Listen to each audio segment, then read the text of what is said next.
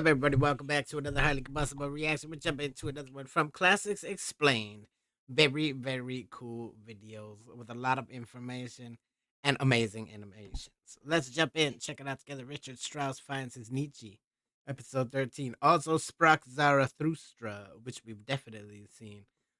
Let's jump in, check it out together. Shout out to Brian for the request. I appreciate you.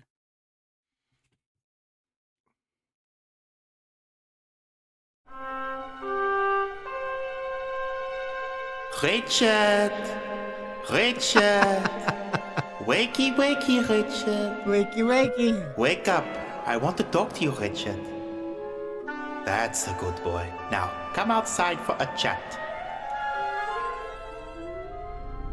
Hello, Richard. Hello? Wait, you're the sun. Why am I talking to the sun? It's a dream, yes? I'm not the son, Richard. I'm famous German philosopher Friedrich Nietzsche. Here, my recent book, available in Kindle ebook format in all usual bookstores. What the hell does this all mean? Ah, Richard, don't you worry. I'm the philosopher, but you are the composer. And I think you could write a great piece based on my novel. After all, it totally reads like a symphony. And you know what I say? Without music, life would be a mistake. I'm not so sure about this, Mr. Nietzsche. Your book's a bit complicated. Well, how about I guarantee you that in 76 years' time, a man called Stanley Kubrick will put your music in his Space Odyssey film and turn you into a global superstar. Just think of the royalties, Richard. Ah, now you're talking my language, Mr. Nietzsche. Oh, yeah. It's the late 19th century, and Nietzsche's philosophical poem is taking Germany by storm. It follows the journey of Zarathustra, who sets out to explain humanity's place in this frightening world. A mouthpiece for Nietzsche's own philosophies, Zarathustra gives us life lessons on all sorts of topics, each of his gospels ending with the words, "Thus spoke Zarathustra." Nietzsche's central idea is that man is just a temporary state, a bridge between animal and Superman. The meaning of life, Nietzsche argues, is for man to liberate himself from society's ways of thinking. The goal is to reach the self-improved status of the Superman, the highest state of evolution. We're not there Few yet. composers would be so definitely not brave to there write yet. a piece based on such a complex book, but 32-year-old Richard Strauss brimmed with self-belief. Germany fancied him as heir to the recently deceased Wagner and Liszt. He'd long abandoned traditional musical forms like sonatas and rondos and was now composing tone poems with rich orchestration and innovative harmonies. These free-flowing fantasies evoked the images and ideas of other art forms, be that paintings or poems. But by choosing Nietzsche's book, Strauss radically expanded the usual range of source material. He composed the work in 1896. The piece begins with the breaking of dawn. Double basses, contrabassoon and organ rumble the lowest C the orchestra can muster. A trumpet fanfare as the sun rises over the mountains. It's the theme of nature and symbolizes the power of the universe. Now, Zarathustra's spent the last 10 years holed up in his mountain cave. He's often watched this awe-inspiring sunrise. He's kept up night after night, wondering how humanity might justify its existence in light of nature's unlimited power. Today, he's decided to leave his cave to address the sun. Yo, big star, got something to tell you. I'm leaving this mountain from today. You big star. This is the best way to learn about classical music. I'm just saying. It's so damn intriguing and hilarious. Go back to humanity. I gotta enlighten the people with all my wisdom, just like you've lit up my cave over the past 10 years. Damn right, Zarathustra's gonna become a man again. The sun blazes fiercely to the sound of an impressive C major chord. I feel like this should be on Music's most TV. universal key, it includes only the white notes of the piano. C is nature at its purest. As Zarathustra descends the mountain to rejoin humankind, the key changes to B minor, symbolizing humanity. Zarathustra bumps into a religious saint in the woods. Muted horns intone the credo from the Roman Catholic Mass. I believe in one God. For the saint explains that he's found a refuge from the sufferings and imperfections of the mortal world by devoting himself to God.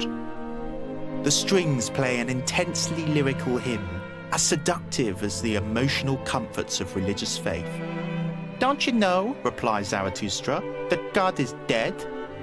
He explains that humanity in its most primitive state uses religion to understand the mysteries of the universe.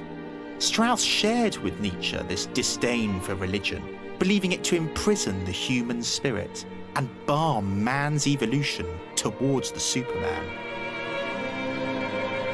The hymn's B minor key of humanity is disturbed by the theme of nature in C.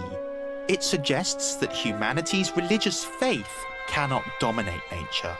This is a But the whole saint different cannot way of listening to the music, like actually knowing something about where it came from. Most of the time we go in blind. I get certain hints and things, certain things to watch out for from Brian in the emails. He sends me a long emails about what's going on in the song. But other than that, it's not like I know where they came from. I don't know the backstory. A lot of times it's just how they make me feel personally. It's just I don't know, it's wild. It's a wild, wild way to listen. Go of his desire to be close to God. To tell us this, the organ plays part of the Magnificat, the Christian hymn, "My soul doth magnify the Lord." Zarathustra suggests an alternative path for humanity. He The says rocks. that we should derive meaning not from faith, but from nature. In other words, we should satisfy our inner sensualist, our basic instincts and our erotic desires. Surely that's a better way to overcome the world, to rise up to Superman status. The music's key changes to C minor, that's a compromise between nature's C major and humanity's B minor. It leaps to great heights as Zarathustra remembers all the joys and passions of his youth. Ditch religion, defy morality, relish the sex, drugs and rock and roll lifestyle, yeah. But Zarathustra is not quite convinced with his solution. There's no point living in the past, and in any case, hindsight has rose-tinted spectacles. Life's painful as well as joyful, boring as well as exciting. In fact, these disapproving trombones tell us that Zarathustra is pretty disgusted by the idea of unbridled pleasure-seeking. Such indulgence will eventually exhaust you, perhaps even lead to an early death. Good. Very well good. Which takes us into the Song of the Grave. Zarathustra, deluded by both religion and youthful passions, decides to bury both, metaphorically speaking, of course. Neither will help humanity overcome nature and find its way through the abyss of existence. When Nietzsche wrote his novel in the 1880s, Europe was going through a crisis because the advance of science was leading people to doubt the value of religion. So Zarathustra wonders, perhaps science can give humanity answers. So we hear a fugue, the most academic of musical forms. It perfectly reflects the intellectual rigors of science. A fugue is when the orchestra states a short melodic phrase that's methodically developed in a complex interweaving pattern. Strauss now mixes the theme of nature with the theme of humanity, but the scientific mind is tortuous and turbulent. It gets tangled up in knotty arguments. It looks like scientific advancement can't explain the meaning of life either. So Zarathustra has an existential breakdown. Unable to justify his being alive, he withdraws back to his cave. He collapses to the sound of the explosive nature theme, the universe triumphing over humanity. Silence. He slowly regains consciousness, and though he's too traumatized to rejoin humanity just yet, Zarathustra is determined to continue his quest to solve the riddle of the universe and the path to the Superman. So many people have tried to solve the universe's riddles and puzzles. Are we ever going to really come to the final conclusion? Are we ever going to find? I think that's the unanswered question. What the hell are we here for? Life is so blink of an eye. What's the point? What are we supposed to be doing with our time? There's a lot of people out there with a lot of different beliefs, a lot of soul seekers, a lot of people that have gone out and tried to find things. This right here. This is what I'm talking about. This we get robbed. We get robbed of crazy pieces of music, and like most people have only heard the first 30 seconds because we've heard it in major shows, major movies. But they only give you that little boom. We're picking and choosing what we decide to show, what people need. Like, I don't know. I think the only way to do it is to listen to the whole damn thing all the way through. All of a sudden, he breaks out in laughter, the woodwinds playing some strange special effects. Ah, to laugh. Feels good, no? Feels great. What a liberty to be free, unchained from the guilt-tripping of religion, released from the shackles of mind-boggling science. Chuckling away, Zarathustra rises to his feet and starts to dance. To laugh and to dance, it's the small things in life that matter. That's right. Have fun while you're here. The theme of nature sounds quietly, and out of it emerges a lilting solo violin. For Zarathustra dances to a rustic Bavarian waltz. He becomes one with nature. 1, 2, 3, 1, 2, 3. Lift up your hearts, my brothers, he addresses humanity. Higher, higher. And don't forget your legs either. Lift them as well, you dancers. And better yet, stand on your heads too. Learn to laugh, Superman. A tinkling glockenspiel adds merriment to this life-affirming occasion.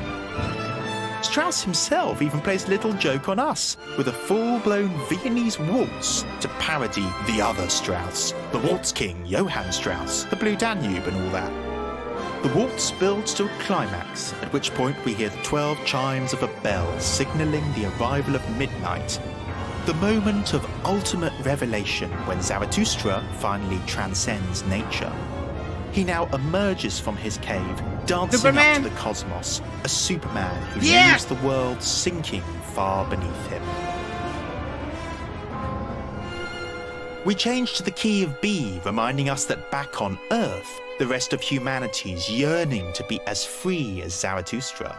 The violins climb higher and higher as mankind reaches out to the stars. As the piece ends, Strauss throws out the harmony textbooks.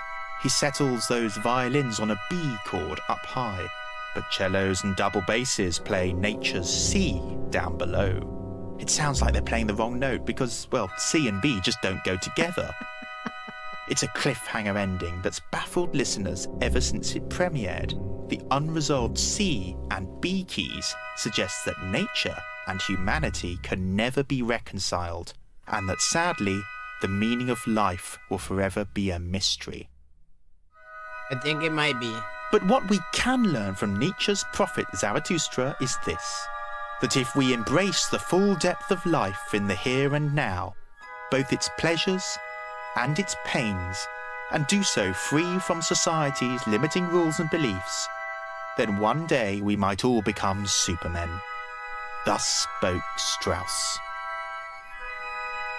Thus spoke Strauss. Well, that's it. Thanks for watching. Follow our channel, leave your feedback, and most importantly, enjoy classical music. Man, I'm so enjoying our classical music journey. I really am. I like going into it blind. I like seeing what it makes you feel because you can feel every single emotion in one piece of music, which is crazy to me. It's a damn emotional roller coaster a lot of times, but I like going back and learning the actual history. There's something to music history that is super intriguing because those people didn't just compose things like just out of nowhere. There were feelings and there were thoughts and there were life things going on in different time frames. Different things were happening that inspired people to damn write, and it's really really cool to see it. And I love it that it's broken down for me like I'm a kindergartner. I really do. I love the laughter. I love the get over it and damn show classics explain all the love in the world. Severely underrated for what they're putting out there to the world. Hit the like button if you liked it. The dislike button, but it won't believe you. Tell the next one of my combustible. You guys be happy, healthy, safe, and let me to the moon and back. Peace.